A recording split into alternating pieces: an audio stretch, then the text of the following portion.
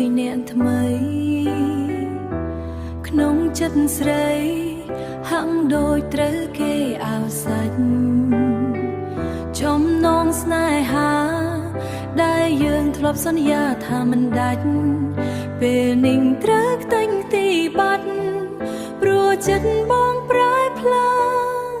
អ៊ីងជែកចង់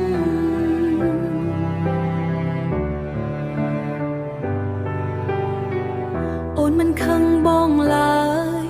ដែលបងជ្រឹងរឿងគេព្រោះមានមេយល់ថាគេល្អជាងអូនទោះបីជាស្អែកជីវិតអូនត្រូវសាបសូន្យក៏អូននៅតែប្រាថ្នាឲ្យបងបានសុខចង់ណា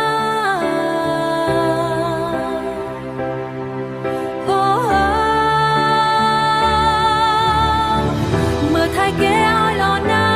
បងកុំឲ្យគេយំដោយរូបអូនកុំធ្វើឲ្យគេសាបសូន្យបាត់បង់ទំនុកចិត្តលើស្នេហា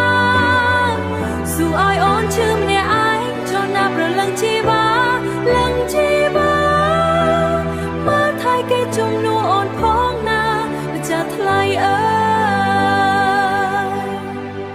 ពាក្យដែលធ្លាប់អែមល្ហែមកាលដែលនៅក្បែរអូនសូមបងផ្ដល់ឲ្យគេចូលកុំរញរាអីសេចក្តីសុខរបស់បងគឺជាដង្ហើមរបស់ស្រី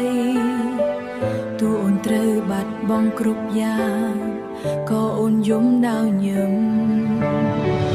មើលថែគេឲ្យល្អណាបងកុំឲ្យគេយំដោយរូបអូន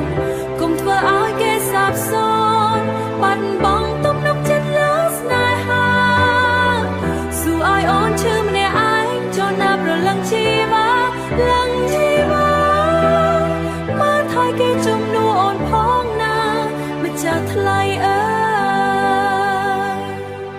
លះហើយម្ចាំងស្នេហ៍លះទាំងអាឡោះអាឡៃ